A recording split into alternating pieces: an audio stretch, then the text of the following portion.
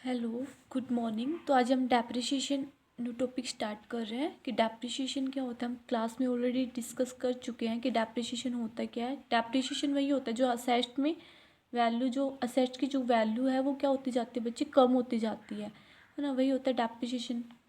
जो हम business language में क्या यूज कर लेते हैं, डेप्रिसिएशन यूज कर लेते हैं। तो depreciation means fall in the value of tangible asset. Depreciation क्या होती है कि किसकी वैल्यू में कमी आ रही है, किसकी वैल्यू में गिरावट आ रही है। Tangible asset. टेंजिबल असेट्स कौन से होते हैं, जिसको हम क्या कर सके, देख सके, है ना, टच कर सके, जिसको छू सके, वही होते हैं टेंजिबल असेट्स। तो डेप्रिसिएशन वही है कि जो हमारे टेंजिबल जो असेट्स होते हैं उनकी जो वैल्यू है उसमें क्या आती है बच्चे, गिरावट आती जाती है, वही होता है डेप्रिसिएशन। अब किस क्या रीजंस होते हैं उनकी वैल्यू में कमी आती है। फर्स्ट होता है यूज ऑफ असेट, कि हमने उसको कितना यूज़ कर रखा है। जैसे कोई कंपनी है, उसने कोई मशीन खरीदी, डेली उसके ऊपर वर्कर्स काम करते होंगे और हर 8 घंटे काम करते होंगे डेली, तो उसकी जो वैल्यू है वो कम होती जा रही है क्योंकि हम उसका यूज़ कर रहे हैं हर दिन। साल में तो पता नहीं कितना यूज़ कर लेंगे, तो उसकी जो वैल्यू है वो क्या होती जाती है बच्चे, यूज़ करने के कारण कम होती जाती है।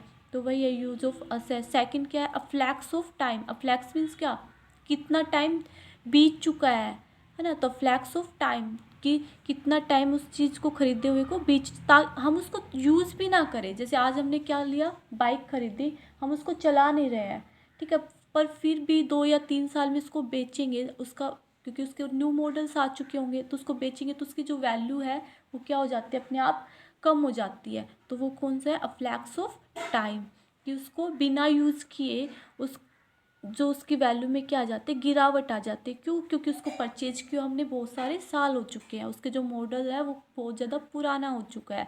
तो फ्लैक्स ऑफ टाइम। थर्ड क्या है, थर्ड है ऑब्सोलेंस। ऑब्सोलेंस मतलब क्या होता है बच्चे, ना तो हमने उस असेट्स को यूज़ किया, ना उसको खरीदे हुए बहुत ज़्यादा टाइम हुआ, फिर भी उसकी जो वैल्यू है वो कम होती जा रही है। ऐसे क्या है, जैसे कि हमने क्या खरीदा बच्चे, एक मोबाइल लिया। आज हमने क्या खरीदा, एक मोबाइल खरीदा है, किसका, ओप्पो का खरीदा है, ठीक है। ओप्पो का आज हमने मोबाइल खरीदा, वो हमने कितना का खरीदा बच्चे, 15,000 का खरीदा, ठीक है। लेकिन 2 दिन बाद ही क्या हो गया कि जो ओप्पो है उसने एक न्यू मॉडल लॉन्च कर दिया, ठीक है। अब न्यू मॉडल लॉन्च होके आता है तो किस लिए आता है बच्चे, जो पीछे में जो कमी हो चुकी है उसको पूरा करने के लिए। जो रैम है उसको बढ़ा देंगे, ठीक है, रोम को ज़्यादा बढ़ा देंगे, उसकी जो इंटरनल मेमोरीज होती है उनको क्या कर देते हैं, इंक्रीज़ कर देते हैं। और क्या क्या, उसका डिस्प्ले अच्छा होगा, उसका कैमरा भी अच्छा होगा, ठीक है। तो क्या हुआ, इसकी जो वैल्यू है उसमें ज़्यादा कॉस्ट नहीं लगी उनको, उसने उसका प्राइस कितना रख दिया, 13,000 रख दिया। तो अब हम अपना मोबाइल बेचना चाहेंगे जी, उसको 2 दिन ही हुआ हुआ, ठीक है, उसको खरीदे हुए कितना दिन हुए, 2 ही दिन हुए हैं, फिर भी जो उसकी वैल्यू है वो कुछ भी नहीं रहेगी जब उसको बेचेंगे, क्योंकि लोग तो भी वो नया वाला मोबाइल खरीदना पसंद करें, क्योंकि इसमें तो इंटरनल स्टोरेज की भी बहुत ज़्यादा है, और ऊपर से उसकी जो आ रहा है वो भी कम प्राइस में आ रहा है। तो ठीक है, तो उसको ना तो हमने यूज़ किया और ना ही उसको खरीदे बहुत ज़्यादा टाइम हुआ, फिर भी उसकी जो वैल्यू है वो कम होती हो रही है, तो वही क्या होता है, ऑब्सोलेंस होता है, ठीक है बच्चे। तो ये 3 रीजंस है जिससे हमारी असेस्ट है उसकी वैल्यू क्या हो जाती है, कम हो जाती है, ठीक है, क्लियर। अब अब क्या होता है, अमोर्टाइजेशन क्या होता है, हमने डेप्रिसिएशन के बारे में पढ़ा, अब क्या पढ़ रहे हैं, अमोर्टाइजेशन क्या होता है। अमोर्टाइजेशन मीन्स क्या होता है, अमोर्टाइजेशन होता है fall in the value of intangible asset.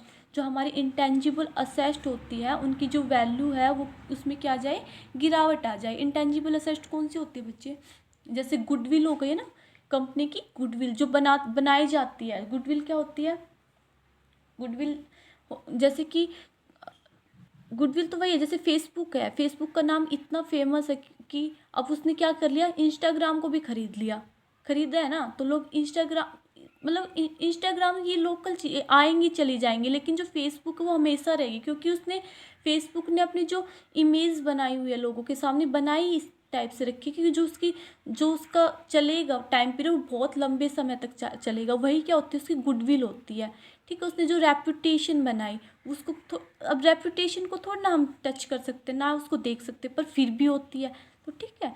तो वही होता है अमोर्टाइजेशन, जो इंटेंजिबल असेस्ट होती है जैसे गुडविल हो गई, कॉपीराइट्स हो गई, उनकी जो वैल्यू होती है उनमें क्या आ जाती है, गिरावट आ जाती है। और थर्ड क्या होता है, डिप्लेशन। डिप्लेशन मीन्स क्या होता है, fall in the value of wasting asset. Wasting asset कौन सी, जो नेचुरल रिसोर्सेज हो जाती है, जैसे कोल माइंस हो गई, ठीक है।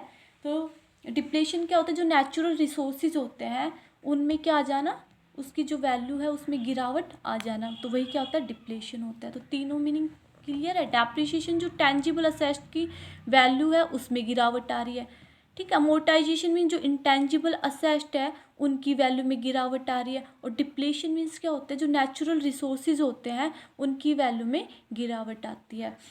फिर नेक्स्ट टॉपिक पे आते हैं, फैक्टर अफेक्टिंग डेप्रिसिएशन की। जो डेप्रिसिएशन है उसको कौन कौन से फैक्टर अफेक्ट करते हैं। तो फर्स्ट 3 फैक्टर अफेक्ट करते हैं बच्चे, ठीक है। तो फर्स्ट फैक्टर कौन सा है, कॉस्ट। कि कॉस्ट कैसे करेगा बच्चे उसको अफेक्ट डेप्रिसिएशन को। देखो कॉस्ट है होती है, कॉस्ट में क्या क्या होता है, जब हम एक मशीन खरीदते हैं, जैसे एक कंपनी है उसने क्या खरीदे बच्चे, मशीन खरीदे, ठीक है। अब मशीन जब खरीदेगा वो, तो उसकी प्राइस तो उसको पे करनी पड़ेगी ना, उसकी कितनी प्राइस, कितने में उसको खरीदा वो तो उसको पे करना है। प्लस में जो उसको ले लाने में, अब ये मशीन जो खरीदेगा वो छोटी मोटी चीज़ तो रहेगी नहीं, बड़ी रहेगी, तो उसको उसके लिए क्या देना पड़ेगा, उसको ट्रांसपोर्ट कॉस्ट भी देनी पड़ेगी। प्लस में उसने अपने जहाँ पे लगाना होगा वहाँ पे उसको सेट करने के पे पैसे देने पड़ेंगे, है ना। तो इन तीनों को मिलाकर उसकी टोटल कॉस्ट कितनी पड़ी, ठीक है, वो होती है कॉस्ट, ठीक है।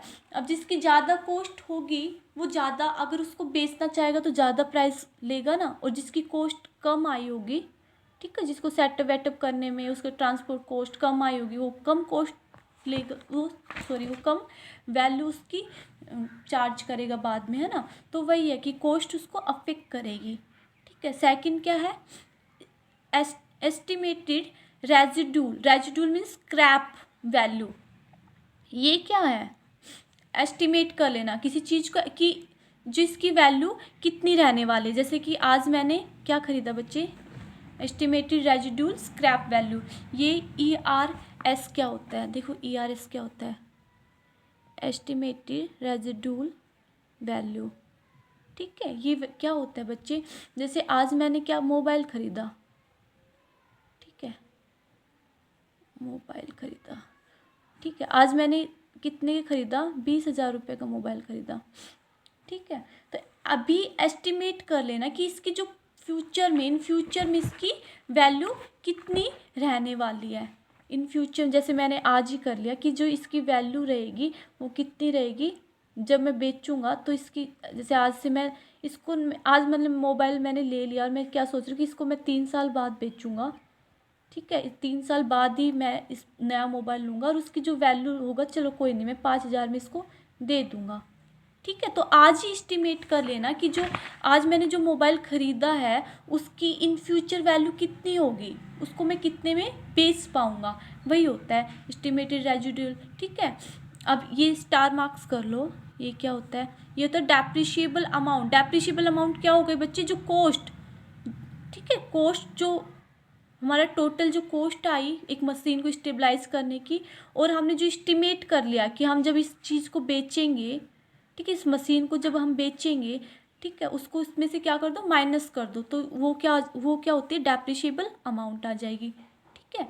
अब थर्ड जो फैक्टर अफेक्ट करता है वो करता है एस्टिमेटेड यूजफुल और इकोनॉमिक लाइफ ऑफ असेट। जो आज हमने जो मोबाइल ख़रीदा है, ठीक है, वो कितने लंबे समय तक चल सकता है, उसकी लाइफ कितनी है, ठीक है, उसकी लाइफ कितनी है। जैसे आज मैंने 2020 में ख़रीदा, तो मैं आज एस्टिमेट कर लूँ कि ये कब तक चलेगा मेरे पास, 2022 तक चल पाएगा, 2 साल ही चल पाएगा, हो जाता है ना। हम पहले से जैसे हम जाते हैं मार्केट में, हाँ कि हाँ एक्टिवा ले लो, और दूसरा जो कम समय तक चलती है जैसे कि प्लेजर वगैरह, है ना, तो हम एक्टिवा लेना ज़्यादा पसंद करेंगे क्योंकि हमें पता है कि जब उसकी जो वैल्यू होती है, जो रिवैल्यूएशन करेंगे तो उसकी वैल्यू अच्छी खासी हमें मिल जाती है, और हमें पता भी रहता है कि एक्टिवा जो है वो थोड़े लंबे समय तक चलेगी, है ना, कंपेयर टू प्लेजर वगैरह, है ना। तो पहले से ही क्या कर लेना बच्चे, उसकी निकाल लेना, एस्टिमेट कर लेना कि इसकी लाइफ कितने दिनों तक रहने वाली है, ठीक है, वही होती है estimate useful life of asset. तो इसके 3 फैक्टर्स हैं जो इस डेप्रिसिएशन को अफेक्ट करते हैं, cost, estimated residual value, estimated useful life of asset, ठीक है, क्लियर। तो ये 3 फैक्टर्स होते हैं जो इस डेप्रिसिएशन को अफेक्ट करते हैं। हाँ, कल मैं मेथड्स ऑफ डेप्रिसिएशन कराऊंगी, ठीक है, कल वो वाला टॉपिक करेंगे हम।